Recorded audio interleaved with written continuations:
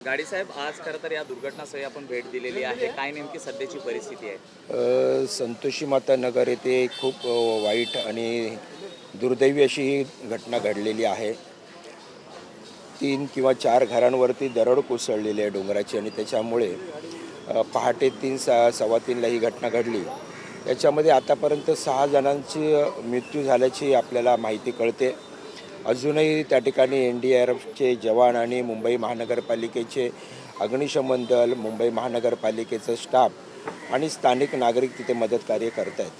अजूनही अशी त्यांची शक्यता आहे की अजूनही एक इसम त्या ढिगाऱ्याखाली असायला हवा आणि त्याचा शोध घेण्याचा प्रयत्न सुरू आहे. आज महापौर मॅडम येऊन गेल्या, आमचे उपसभापती सन्माननीय सचिन भाऊ अहिर येऊन गेले, आमचे स्थानिक नगरसेवक आणि या प्रभागाचे समितीचे अध्यक्ष सन्माननीय विजेंद्र शिंदे हे सकाळी घटना घडली तेव्हापासून इथे आजपर्यंत आहेत आणि त्यांनी त्यांच्या माध्यमातून नागरिकांना मदत केलेली आहे आणि करत आहेत.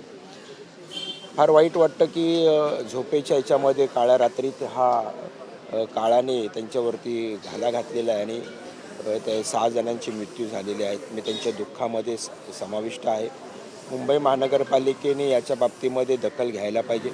खरं तर याच्या संदर्भामध्ये आमचे नगरसेवक विजेंद्र शिंदे यांनी मुंबई महानगरपालिकेमध्ये 66 नियमानुसार चर्चा केली होती की मुंबई शहरामध्ये अशा प्रकारच्या डोंगर माथ्यावरती असणाऱ्या स्लम भागामध्ये काही अधिकृत काही अनधिकृत जी घरं आहेत हे अतिशय धोकादायक स्थितीमध्ये आहेत आणि आम्ही मुंबई महानगरपालिका फक्त यांना धोकादायक असल्याचे आम्ही नोटिसेस देतो. परंतु आज परिस्थिती अशी आहे की नागरिकांनी कित्येक वर्षापूर्वी बांधलेली घरं अगदी उंच माथ्यावरती, तिथे आज कोणतीही यंत्रणा, गाडी जाऊ शकत नाही, साधी सायकलही जाऊ शकत नाही. अशा परिस्थितीमध्ये आमचे जवान अगदी मॅन्युअली हे मदत कार्याचं काम करत आहेत.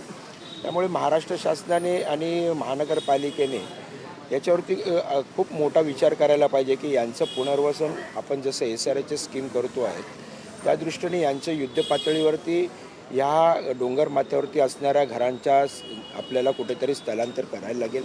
नाहीतर प्रत्येक पावसाळ्यामध्ये अशी डोंगर खचून दुर्घटना घडण्याची शक्यता आपल्याला नाकारता येत नाही. या जे मृत आहेत त्यांना पालिकेकडनं काही मदत नेमकी जाहीर करण्यात आलेली आहे? आणि नाही, आता महापौरांशी या संदर्भामध्ये मीही बोलेन. आता हेड ऑफिसला जातो आहे आणि आपण जे आपल्या नियमामध्ये जी मदत बसते मुंबई महानगरपालिकेच्या त्या माध्यमातून आपण ही मदत करू.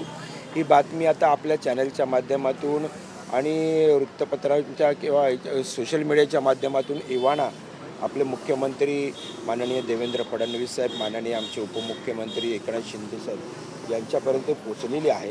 राज्य शासनाच्या माध्यमातून देखील ह्या मंडळींना मदत करावी अशा प्रकारची मी त्यांना देखील विनंती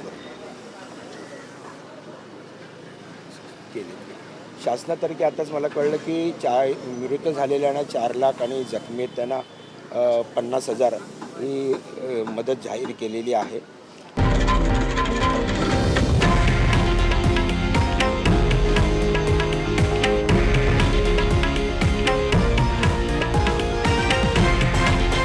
हे आहे देशातील नंबर 1 न्यूज नेटवर्क आणि आपण पाहत आहात TV9 मराठी, एकमेव.